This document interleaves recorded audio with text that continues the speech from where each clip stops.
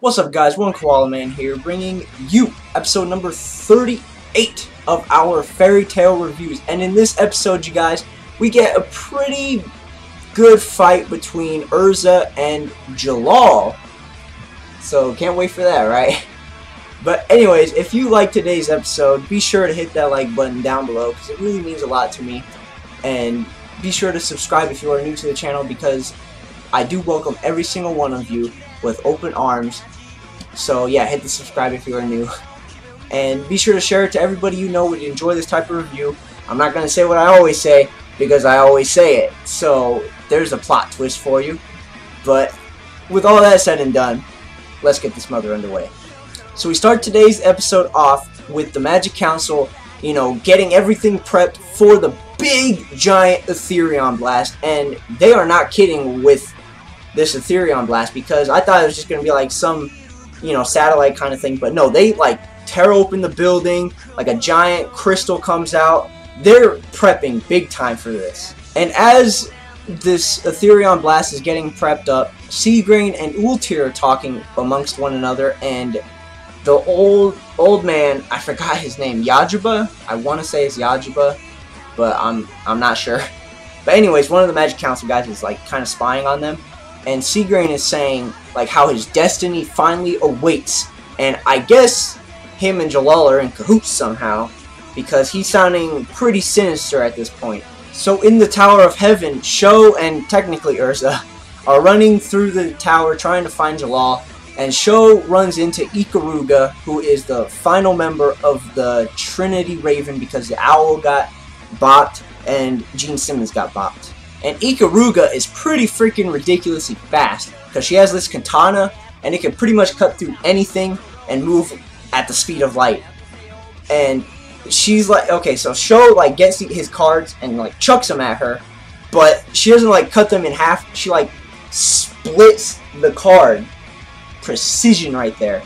And then she like doesn't even move, but like there's like all these animations going on, and she like struck all of Sho's nerves without even puncturing his clothing.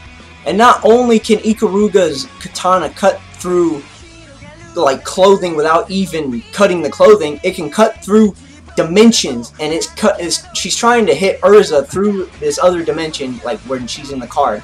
But Urza manages to use that to her advantage, and she breaks out of the card. And so Urza comes out, and she's wearing her, you know, standard armor, and that just gets cut right away. And then she goes into the Heaven's Wheel armor, that gets cut right away, like destroyed right away. She goes into her Flame Empress armor, that gets wrecked right away.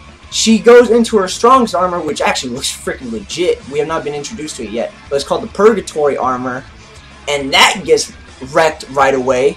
And I'm thinking, wow, Urza's armor has no chance to beat her. I mean, she still has the adamantine armor, but that's like more for like shielding. Well, yeah, I guess it could work, but you know, she ends up not using it for whatever reason. And just Ikaruga is just so arrogant. She's saying, choose your strongest armor, I'm gonna cut through it like butter.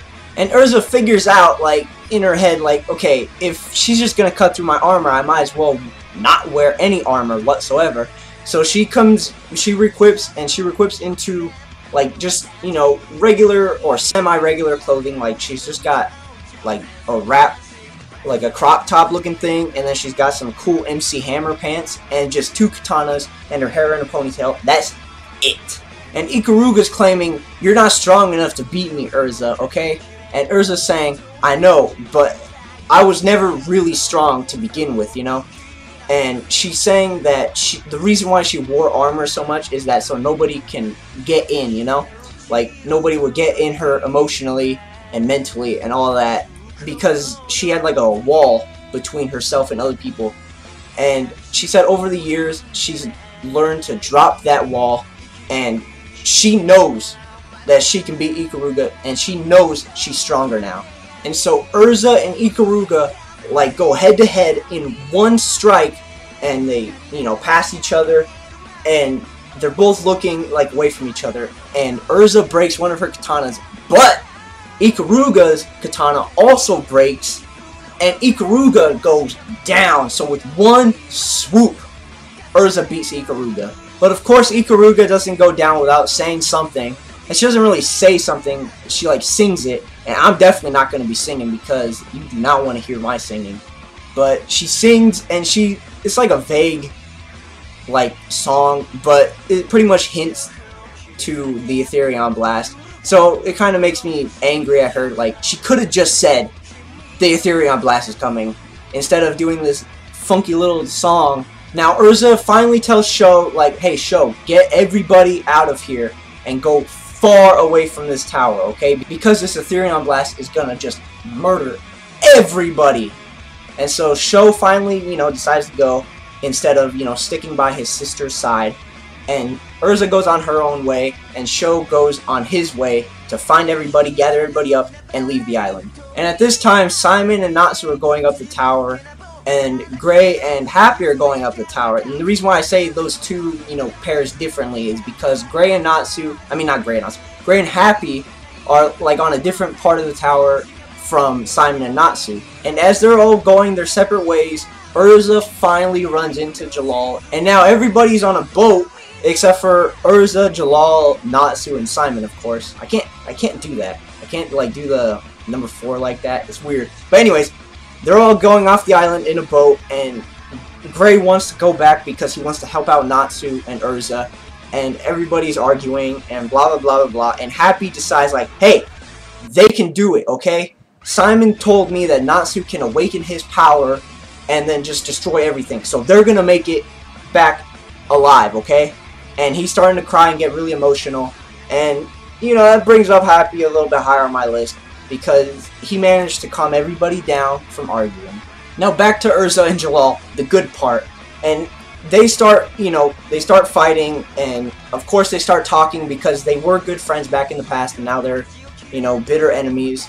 And so of course Jalal, being a villain, he decides to talk to Urza, trying to manipulate it because he is super cunning and super manipulative, and that's just a really good characteristic for an anime character, in my opinion.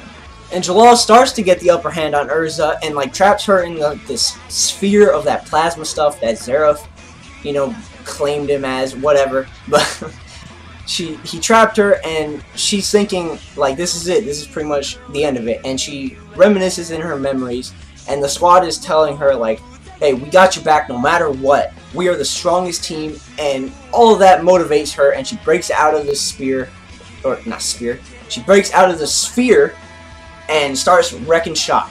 And then Urza finally swipes at Jalal, knocking him on his butt, and she puts the sword, or the katana, right up to his neck, and that ends the episode of Fairy Tail. Alrighty guys, you already know I don't like to end off without a question of the day, and today's question of the day is...